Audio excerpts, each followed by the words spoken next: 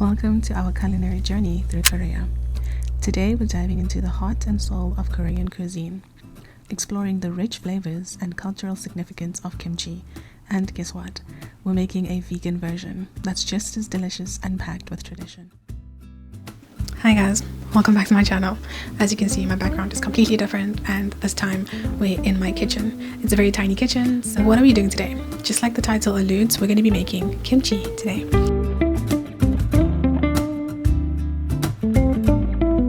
So the reason why I make my own kimchi is because most of the kimchi that is store-bought and available, like in Korea, is not vegan. It's not vegan because it uses an ingredient that I will add the Korean name here. I forgot the Korean name, but it's basically fish oil. And sometimes they'll add like oysters, they'll add like different seafood ingredients into it, right?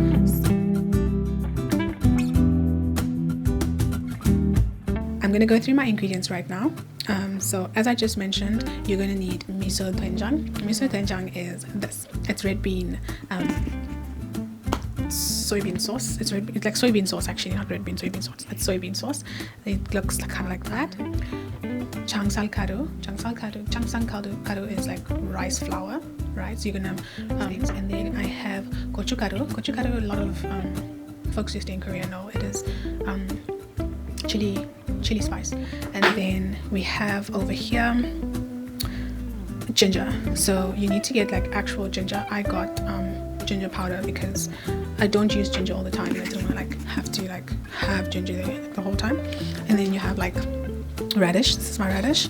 You have a carrot. You're going to julienne the radish and the carrot. You have an apple. Apple is going to be used when I blend everything together. And you have a Chinese pear. And then you need your spring onion and garlic. I need some brown sugar. I don't use brown sugar, so I don't have much brown sugar. I use syrup.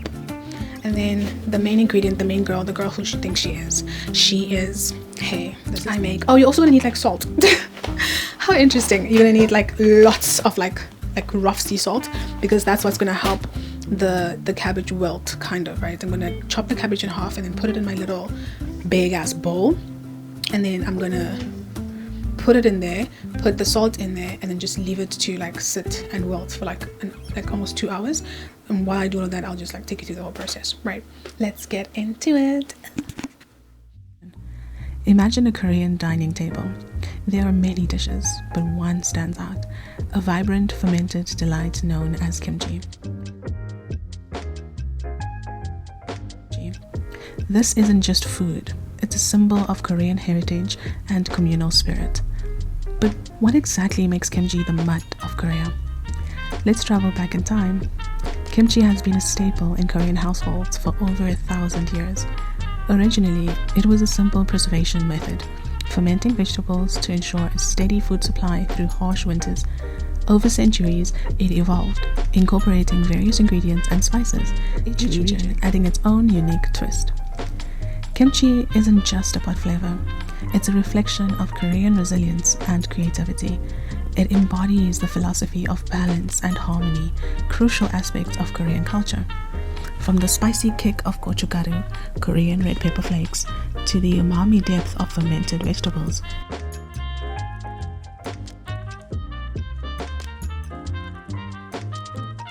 Okay, so now we're going to move. We've got the cabbage just chilling there in the salt, so you can take in the salt and wilt, okay? And then we have over here the radish, the carrots, and the scallions, all chopped up and julienned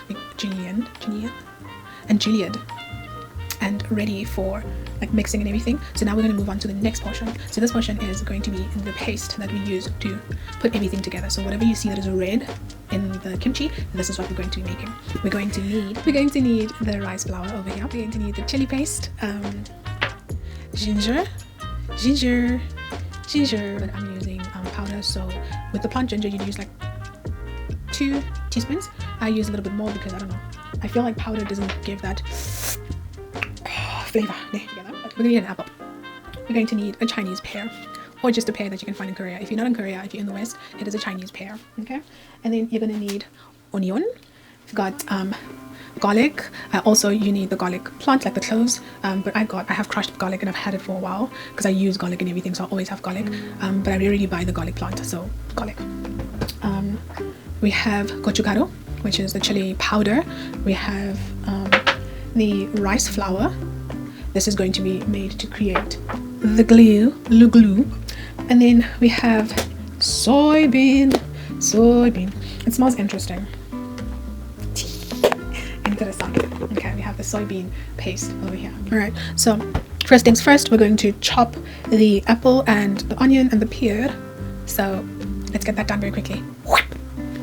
Today we're embracing tradition with a modern twist. Vegan kimchi. Traditional kimchi often includes fish sauce or shrimp paste known as chokal. But we're keeping it plant-based, ensuring that everyone can enjoy this Korean classic.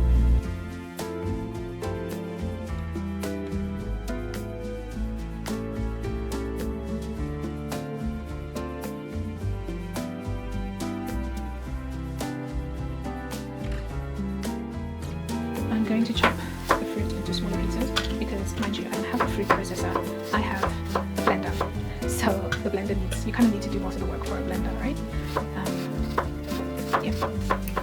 So I haven't added the onion yet, so you want to add the onion afterwards. I will chop my onion and add it in here, but this is how it's going to look, right? You're going to have the miso kimjang in here, and the onion, the apple, and the pear in here. You're going to blend it. You don't want it to be like overly smooth, you just want it to be like smooth rough, whatever that is. But yeah, that's how you want it to be.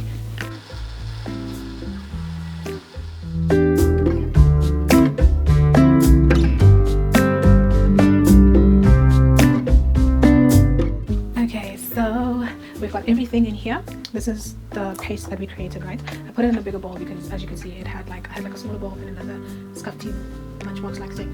I'm going to put the chili paste. I think this is a little, like this is too small. I need like a lot more chili paste because that's what that's what kimchi is about. You know what I mean? Like it's the chilliness of it. So I'm going to add more gochugaru, more chili paste, chili powder rather, not chili paste, chili powder. And then we're going to mix, so like a whole mountain. This is like most of the packet that I just used. So you can mix this with your hands, or you can mix it with like a spoon. I choose a spoon. I pick a spoon because I'm not going to use my hands for this yet. I'm only going to use my hands when I mix everything with the, what you call it?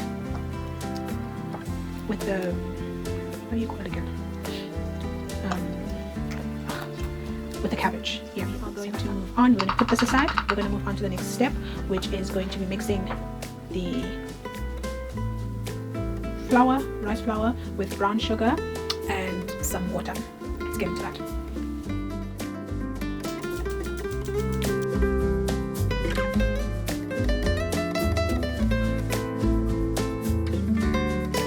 And so I'm going to pour this into the paste and then see you in a bit.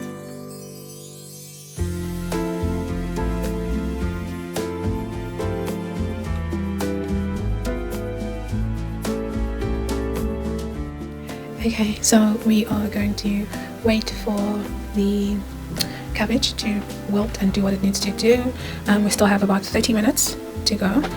And yeah, essentially everything is done. What needs to be done now is just mixing all the ingredients together and then, you know, putting the kimchi in jars for it to ferment. It's pretty great if you don't eat it like right away. For example, I would wait like the next day, which it will taste great, but it tastes even better as time goes on. So like in the next 4 days, 5 days, next week, even 2 weeks, it will taste even better. Yeah, see you in a bit.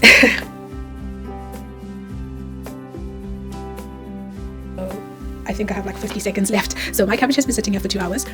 So once you feel this, it needs to like fold. It shouldn't break. You see how it's not breaking? The more I press it, it's not breaking at all. That's exactly how you want your cabbage to feel. That's how you know that it's perfect. Now we are going to rinse it off a little bit. We're going to rinse it off. You need to properly rinse it. Like you can taste it afterwards. I'll taste it like once I've rinsed it the first time around. Once you taste it, it should taste very salty, and that means you should just like keep rinsing it. Once you've rinsed it, we're going to put it together. So we're going to go through the process of rinsing, and yeah, cool. Okay, so the time is up. Now we're going to rinse it out. All right, we're going to I'm kind of just like extra nyana, you know what I mean? And then we're going to just rinse it all out. Like you just need to keep rinsing and rinsing and rinsing. I'm going to mute it for a second because I don't want you guys to hear the water running. I feel like that's like an annoying sound, so I'm going to mute it for like a little bit after this. Okay, so you're just going to see me rinsing, and I'll do like probably a voice over. Cool. Chop. Once we're done, we're going to pack our kimchi in a jar. We're going to press down to eliminate air bubbles. The next step is magical: fermentation. As your kimchi sits at room temperature for a few days, natural bacteria get to work, transforming the flavors and enhancing its natural value. Probiotics galore.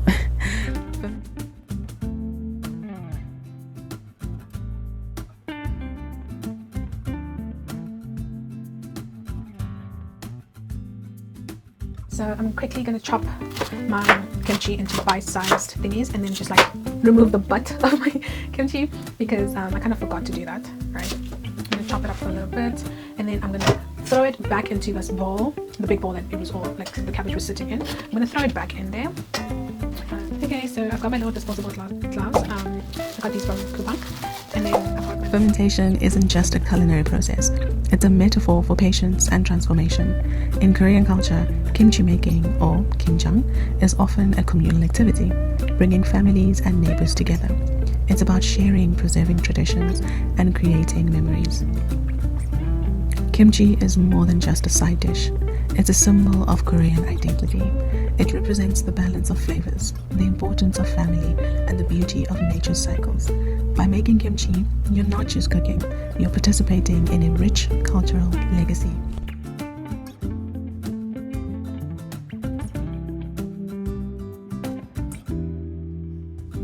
So there you have it, the mud of Korea in a jar. Vegan kimchi is bursting with flavor and history. Whether you're a seasoned foodie or a curious traveler, I hope this journey has given you a deeper appreciation for Korean culture and cuisine. So why not give it a try? Make your own kimchi, share it with loved ones, and experience the delicious taste of Korea. Until next time, happy fermenting.